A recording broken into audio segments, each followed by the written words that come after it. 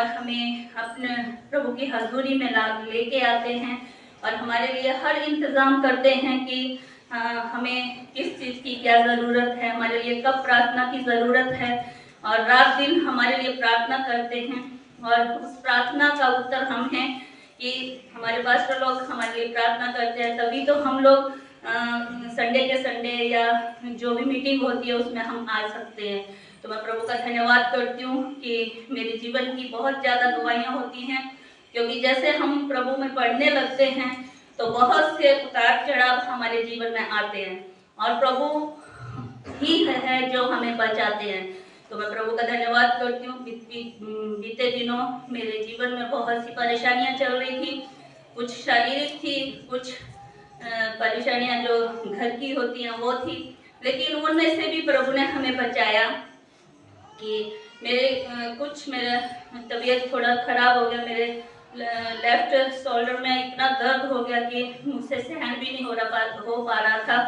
लेकिन जब हमने डॉक्टर को दिखाया तो डॉक्टर ने कहा कि आपके कंधे का जो है वो ऑपरेशन होना बहुत ज़रूरी है और इसका इलाज जो है वो ऑपरेशन ही है।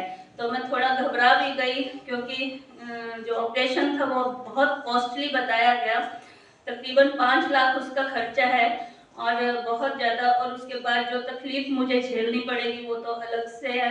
और मैं सोच रही थी, मैं थोड़ा नर्वस भी हो गई कि अब हमारा जो है बड़ा दिन आ रहा है, उसको हम इंजॉय करने, क्योंकि हमारे मसीहों का एक ही दिन होता है जिसको हम बड़े अच्छे से धूमधाम से मनाते हैं। तो मेरे साथ क्या होगा, मैं क्या करूंगी, मैं कैसे, मेरे बच्चे भी परेशान होंगे, मेरे पति भी परेशान होंगे, कुछ बहुत सी अजीब अजीब मेरे मन में बातें आ रही थी। लेकिन मेरा परमेश्वर कितना महान है, वो हमें कभी भी निराश नहीं होने देता, वो हमें पग पग संभाल के रखता है।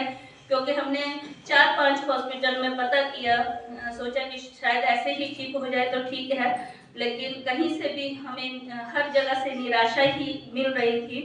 तो और साथ ही मेरे बेटे की जो है जॉब भी छूट गई और सारी बातें ऐसे ऐसे होने लगी कि पता नहीं अब हम क्या करें, क्योंकि शैतान नहीं चाहता कि हम खुश रहें। तो 2 महीने बेटा मेरे को हॉस्पिटल ले जाकर मेरे साथ चलता रहा और उसकी जॉब भी छूट गई। तो ये भी निराश हो गया। जब हम दशवांश के लिए हम थोड़ा बहुत जो बीज बोते हैं, तो बेटा बोले कि मम्मी मेरे पास तो अब पे भी नहीं है, मैं कैसे दशवांश दूंगा। तो मैंने कहा कोई बात नहीं, हमारा परमेश्वर महान है, वो देगा और करेगा, सब कुछ करेगा, तुझे बहुत सी आशीषों से भरेगा परमेश्वर। और सचमुच हमारा परमेश्वर, मैंने कहा कोई बात नहीं, मैं दूंगी तेरे को और तू अपनी तरफ से दशवांश हम बंद नहीं करेंगे, जो हम देते हैं वो देंगे और प्रभु इसमें हमें बढ़ाएगा। तो मन तो अंदर से उदास होता था, लेकिन बच्चों को भी थोड़ी तसल्ली देनी पड़ती थी और मेरा भरोसा मेरा परमेश्वर पर है। प्रभु ने इसको 2 जॉब से आशीष किया। मैं प्रभु का धन्यवाद करती हूँ, 1 छुट्टी और 2 प्रभु ने दी।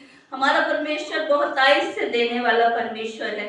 और जो मेरे कंधे में जो डॉक्टर बोल रहे थे कि जल्दी जल्दी ऑपरेशन करवाओ, क्योंकि आपकी जो ये जो नस होती है जो फ्लेक्सिबल करती है हमारी बाजू को, वो 2 जगह से टूट रखी है और उसको जल्दी से ही आपको ऑपरेट करवाना पड़ेगा। लेकिन मैं प्रभु का धन्यवाद करती हूँ कि अभी थेरेपी चल रही है मेरी, तो वो उससे मेरे को मतलब बाजू हिलाने में और थोड़ा मुझे रिलीफ मिल रहा है। और मेरा भरोसा है कि मेरा परमेश्वर मुझे बिना ऑपरेशन से ही ठीक करेगा और पूरी रीति से ठीक करेगा, क्योंकि हमारे दास लोग जो है सुबह शाम हमारे लिए प्रार्थना करते हैं, क्योंकि हम उनकी भेड़े हैं, वो अपनी भेड़ों की रखवाली करते हैं। तो हमें भरोसा है कि मैं बिल्कुल ठीक होकर और भी बड़ी गवाही के साथ मैं प्रभु की हजूरी में आऊंगी।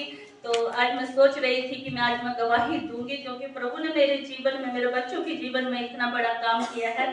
तो प्रभु आगे भी हमें बढ़ाएगा। अगर हम गवाही नहीं देंगे तो हम अपने पास ही रखेंगे, तो फिर वो हम कैसे प्रभु के काम को कर पाएंगे, क्योंकि परमेश्वर ने हमें गवाह करके ठहराया है। हमें हर रोज हर घड़ी प्रभु का धन्यवाद करते हुए जो हमारे जीवन में बातें होती है उनको हमने प्रभु के लोगों के बीच में बांटना है। एक मेरी गवाही ये है कि आज ही सुबह में, क्योंकि मेरा एक सवाल था कि प्रभु के वचन में लिखा है कि तुम्हें माँ के गर्भ से चुना गया है। तो मैं ये सोचती थी कि माँ के गर्भ से चुना गया तो हमने इतने धक्के क्यों खाए, हम क्यों नहीं पहले प्रभु की हजूरी में आए, अगर माँ की तरफ से चुना गया। मेरे मतलब मैं ऐसे मेरे दिमाग में सवाल आते थे और मुझे इसका जवाब नहीं मिलता था। लेकिन आज सुबह ही प्रभु ने मुझसे बात किया, मुझे बताया कि तुम पर उस वक्त तुम पर दया नहीं हुई। पहला पत्रस है, मैं थोड़ा सा समय ले रही हूँ। पहला पत्रस 2:10 में लिखा है, तुम पहले तो कुछ भी नहीं थे पर अब परमेश्वर की प्रजा हो। तुम पर दया नहीं हुई थी पर अब तुम पर दया हुई है।